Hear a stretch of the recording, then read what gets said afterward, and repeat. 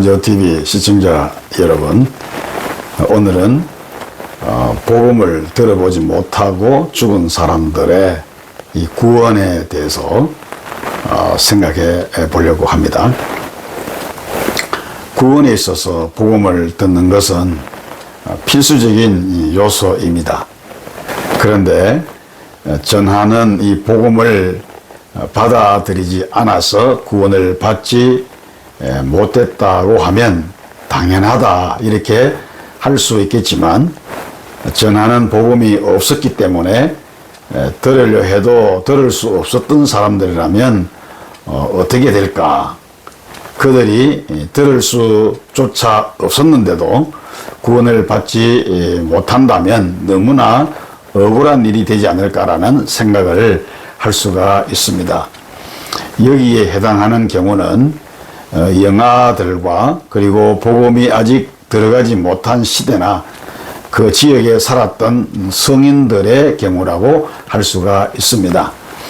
오늘은 이 영아들의 경우를 먼저 생각해 보고 이 성인들의 경우는 다음 편에서 말씀을 드리도록 하겠습니다. 먼저 영아 구원의 가능성에 대해서 생각해 보고자 합니다. 우리는 성경에서 영아의 구원 여부에 대한 단정적인 언급은 그 어디에서도 찾아볼 수가 없습니다.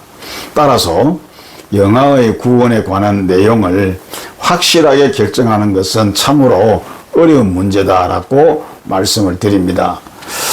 그러나 성경에는 영아들에게도 구원의 가능성이 있을 수 있음을 암시하는 그런 표현들이 여러 곳에서 발견됩니다. 예수님께서 마태복음 18장 2절에서 너희가 돌이켜 어린아이들과 같이 되지 아니하면 결단코 천국에 들어가지 못하리라, 이런 말씀을 하셨는데, 이 말씀은 육체적인 상태의 어린아이가 아니라 그 마음이 어린아이와 같은 상태를 가져야 천국에 들어갈 수 있다라고 하는 그런 말씀입니다. 그러나 우리는 예수님께서 천국의 교훈을 위해서 어린아이를 예로 드셨다는 그 사실에서 어린아이도 천국에 들어갈 수 있다고 하는 것, 즉 구원의 대상이 될 수 있을 것이라는 가능성을 우리가 엿볼 수가 있습니다. 바울 사도도 구원에 관한 대표적인 원리를 밝히면서 주 예수를 믿으라, 그리하면 너와 내 집이 구원을 얻으리라, 이렇게 말씀을 했고요. 여기서 내 집이라는 말은 어린아이도 포함하고 있다고 여겨집니다. 왜냐하면 우리의 일반적인 가족 구성원으로 볼 때 가정에는 어린아이가 있는 것이 보통의 상식이기 때문입니다. 그리고 이사야 선지자는 천국의 아름다운 모습을 소개하면서 그때의 젖먹는 아이가 독사의 구멍에서 장난하며 젖된 어린아이가 독사의 굴에 손을 넣을 것이라, 이사야 11장에서 그렇게 말씀을 했습니다. 이 말씀은 천국의 평화로운 광경을 소개하려고 하는 그런 의도를 가지고 있는 말씀인데, 여기에 어린아이가 등장한 것을 보면 천국에는 어린아이도 있을 수 있는 가능성, 즉 어린아이도 구원받을 가능성이 있음을 암시하고 있다고 여겨지는 것입니다. 이스라엘 백성들은 출애굽 전날 문설주에 어린 양의 피를 바름으로 죽음의 재앙, 죽음의 화를 피할 수가 있었습니다. 이것은 순결한 어린 양이신 예수 그리스도로 말미암는 구원을 예표하는 그런 사건이죠. 그런데 첫 번째 유월절에서 구원받은 것은 어른들만이 아니었습니다. 그 중에는 분명히 어린아이들도 포함되어 있었습니다. 그러므로 우리는 유월절 사건에서 어린아이도 구원받을 수 있다는 가능성을 볼 수가 있는 것이죠. 구약시대 이스라엘 사람들은 할례의식을 통해서 자신이 하나님의 택하신 백성이라고 하는 그런 증거를 가졌습니다. 이 할례는 예수를 믿음으로 구원받았음을 표하고 인치는 신약시대의 세례에 대한 예표입니다. 그런데 그 할례는 어른들에게만 아니라 대부분 태어난 지 8일이 되는 어린아이들에게 행했던 것을 우리가 알 수 있어요. 그러므로 할례 의식은 어린아이도 구원의 대상이 될 수 있으리라는 가능성을 강력하게 암시해 주는 것입니다.